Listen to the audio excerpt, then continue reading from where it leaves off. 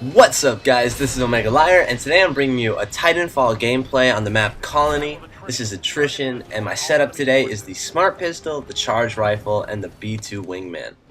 And this is probably my best game I've ever had. Yep, excuse me, I'm a bit congested right now. But I just wanted to post this gameplay, in part to give you the tips that I've learned from the game so far, and also to sort of get some tips myself, because Titanfall obviously is a whole new shooter than what I'm used to playing. I've been a COD player for many years, and so jumping into Titanfall was a completely new experience for me. But I have picked up a few tricks along the way, so I want to sort of share that, and that's why I ended up getting a game like this. And I've had a few games similar to this, but I think this was just the best example. So, as I'm sure a lot of you know, mobility is so important in this game, and that's why I actually like using stuff like the Smart Pistol and Shotgun. I know a lot of people think, oh, they're kind of like the lower tier weapons, and that's a little bit true, but I really do think for someone who has my kind of playstyle, it's really the right fit. Although, as you see, I've switched out to an amp sniper right here, so that's the one with the explosive rounds. I really don't use it too much. I think I get a kill with it or so, and then I end up dropping into a Titan. But the main thing is I love the mechanics of this game, because I'm sure, as most of you noticed, camping doesn't really exist. Everyone is moving around all the time, everyone is constantly changing their position, changing their tactics, and it really makes for a very fresh, very fun game. And obviously then you have the Titans, which is really the most important aspect, because they are the single mechanic that can change the course of the game. By yourself, it's very difficult, except for maybe an Attrition or when you're just trying to kill pilots. It's very difficult to change the direction of a game. But once you get a Titan out, you have so much influence over the game that you really can be a one-man army. And that's something I just love about it. And that's not necessarily true in all the game types, but in Attrition it's definitely true. But anyway, let's talk about Titans. Everyone knows the basics. You want to keep moving around. You want to make sure that you use your secondary weapon properly, which in my case is the cluster missile. It's very good for taking out pilots, and it's very good for taking out small clusters of AI. And that's the reason that I use it. It's also nice to hold down an area. If you know the enemy's piling through a certain part, you can just close it off for about 10 to 15 seconds, and that's a nice benefit to have. But as you can see, I also use the grenade launcher, which I found is a little bit unusual. Most people don't use it. I see people tend to go more towards the guns, the 40mm, the chain gun, but for me, something about the grenade launcher is just extremely powerful. And the fact that you can cover a lot of area just by firing it randomly. You can constantly be firing it, and you'll find that you'll pick up a bunch of extra points randomly this way. And it's not necessarily the most important aspect of it, but I find it to be so powerful that you really just can't ignore it. And so my question would be how come I don't see more people using it? Is there something I'm not necessarily understanding there?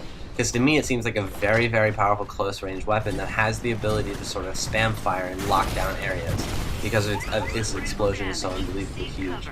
But anyway, so that would just be my question about it. But I personally like it a lot. I find it to be very effective, especially when it comes to the close range stuff, because it takes only about one clip to take an entire enemy Titan down.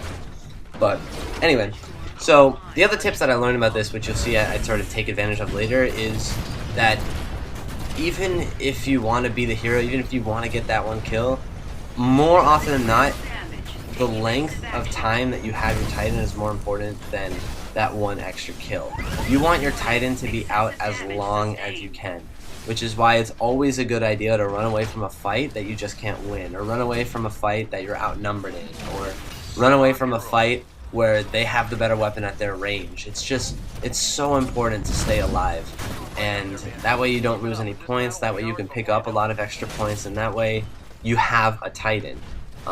Which means at any given point you can be very effective. Once you lose your Titan, your combat effectiveness goes down so dramatically. So that's something that I've noticed, and that's something that a lot of people kind of don't do. I know some of the top players obviously get this trick, but for some of the more regular players, you see them charging in straight full force with their Titans, and they're just losing them instantly, and it's really detrimental to the team overall. And this is why, like, if your whole team has Titans out, chances are you're probably winning, and that's just how it works. But I don't know. That's just something I noticed overall, and that's just a little bit of a tip that I wanted to give out. So, because as long as you're racking up points, you're doing fine. But it's just much easier to do it in a time. But anyway, I mean, there's also all the other basic stuff like how to use your Vortex Shield, when to fire your cluster missiles at Titans, or your rocket pods, or whatever you're using at the time. And all these things are important, but they're kind of basics, and I feel like most people understand them at this point. But it's also nice to use your mini-map to your advantage, because unlike in other games, the mini-map in this game is pretty much more useful than it's ever been.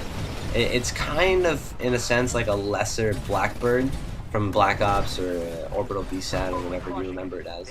But, and the reason for this is because you constantly can see where enemy AI are.